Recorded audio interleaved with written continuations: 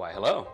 My name is Michael Swale, and I am from Tikka Tikka Taco, and I'm going to do a quick cooking demonstration and show you how to make our Bikka Beef dish. Now, I'm doing this for people who bought our Chikka Chicken spice packets. Now, you may have come across this video through other means, and that's fine, but this is primarily what it's for as a bonus to show you how to make an additional dish and to kind of walk you through the chicken recipe. Now, I'm going to be making the beef recipe, but it's actually the same spice packet and the same process. There's just a few extra steps in the beef, so I thought I'd show you those steps and you can translate it into how you make the chicken if that's what you want to do, or buy a pound of sirloin and make the beef. I prefer that you marinate the meat, whether it's the chicken or the beef, overnight in the spices and some of the wet ingredients that we're going to put on top of it.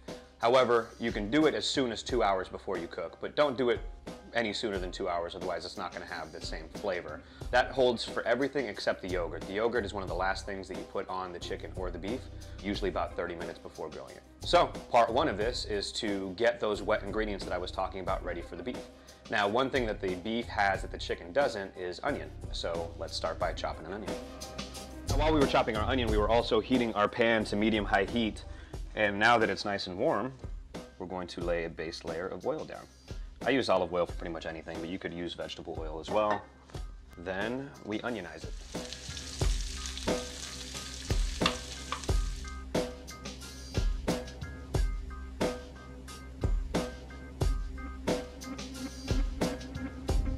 The smaller the piece, the more opportunity for the marinade to stick onto it and soak into it. So I like to cut it down as small as possible. Let's check on our onion real quick before I finish this. This is probably almost good. I know it looks burnt, but that's kind of what you want out of these onions, actually. So all right, might as well get some of the other ingredients that we're going to need for the beef. Get it going over here. Garlic ginger paste and some papaya paste. Now, papaya paste I definitely recommend that you buy.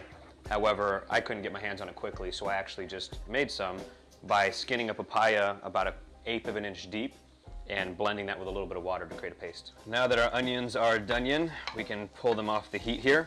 And what we're going to do is let them cool for just a little bit because we need to put them in a food processor and make a paste out of this, much like we did the papaya. When I was a kid, I actually used to, when my grandma would do this, I actually used to take the onions and eat them like this. Let me just say it's an acquired taste. Once we've given it a chance to cool a little bit, let's get it into our food processor. In my case, it's a small food processor. Give it a little bit of water, obviously it won't blend without it.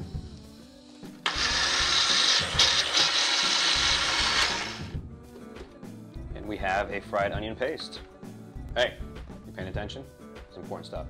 So now that we have sort of the wet ingredients that we're going to put on the steak along with the dry spices, let's make it happen. So you want to give it 2 tablespoons each of the papaya and the onion, and just 1 tablespoon of the garlic ginger. Also, you really want to cover it well and really get the wet ingredients into the beef. So use your hand, don't try to use a spoon, and really sort of massage it in there. So now that you've got your wet ingredients with a nice coat on the beef, go ahead and grab your spice. Again, it's a tablespoon per pound of meat, just like the spice packet says. And then you're going to use your same hand to massage the rest of that in there. By now, if you're familiar with Indian food or Pakistani food, you're kind of noticing that this recipe that we came up with for the Bikka Beef is really a combination of several different recipes. It's a little bit tandoori, it's a little bit tikka, it's a little bit bahari, but it really creates its own unique thing, and I think you're going to like it. Let's get this in the fridge, marinate it for at least 2 hours, so I'll see you in a couple hours. Let me go ahead and get that beef out. We're going to put some yogurt on it, mix it up again, wash our hands thoroughly, and then we're going to make raita while we let it soak for a little bit. Then we'll go ahead and grill it up and we'll make some tacos. What do you think? I'm going to take just 1/8 of a cup of yogurt, and it has to be plain yogurt. Don't mess around with vanilla or anything like that, otherwise you're going to have a very interesting taste. And again, use that hand, massage. You're going to see the color just kind of soften a little bit here. It's definitely making me hungry. All right, let's let it sit for just about 20-30 minutes or so. Let's wash our hands and let's make some raita. So first step to making raita is to buy a spice packet, so that way you have a ground pepper and ground coriander blend like I do here. You need, of course, the same plain yogurt that you had before. And you need one of the most polarizing ingredients that I have ever found, actually, as I cook for people in St. Louis to Beverly Hills to Pocatello to Washington, D.C., and then back here to St. Louis, it's funny, you get such opposite views on such a simple ingredient, cilantro. It's got a great fresh taste. I love it. Some people hate it, but I'll tell you what, the people that have told me that they hate cilantro have been amazed at how good it tastes in the raita. So we're gonna do a couple things with it. We're gonna chop it to put in the raita itself, and then we're going to use it as a topping for the taco. That way you can sort of control how much cilantro you have. And that should be just about good enough. I don't usually put it too fine. A little bit for my raita. Tend to use a little bit more of the stems for the raita. That way it gets the flavor, and the leaves are prettier for a garnish. For the amount of beef that we made, we probably want about a cup of yogurt, so I'm going to grab about that much. I'm going to use about a teaspoon of the raita mix, and then we're going to mix. What you do want to do is make sure you mix this very thoroughly. You don't want clumps of black pepper, you don't want clumps of coriander, you don't want clumps of cilantro. You want raita. Now for the easy part, we're going to grill. Now this is going to be very, very tender. I tend to go towards medium rare.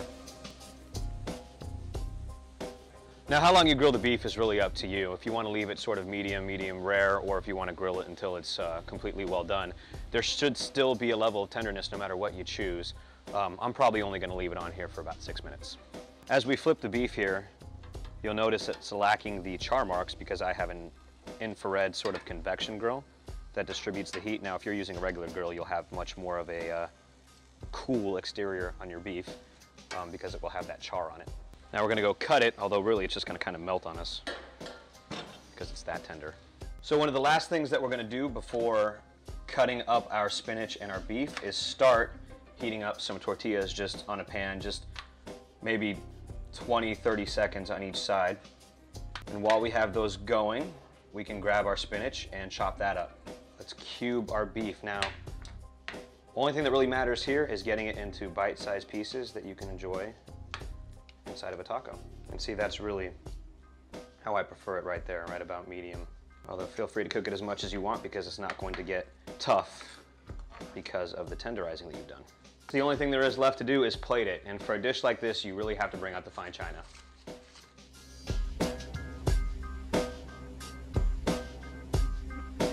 Unlike any tacos you've ever had before, I promise you. Really, you can stop there, and that would be delicious. However, I like to top it with some other stuff. Here's some other stuff that could potentially go with it. Feta cheese, a little pickle jalapeno, and then a little dash of fresh deliciousness. And there you go. Good and good for you. So if you're looking at the chicken recipe, one thing you notice is obviously you don't have the onion step for this, you don't have the papaya step, but really from there going forward, everything is about the same. You're gonna cook the chicken longer, of course, but the raita, obviously made the same way. You're using the same spice mix, you're using the same garlic ginger, and I hope you noticed, you know, I get a lot of questions about the garlic ginger. It's a tough thing to find.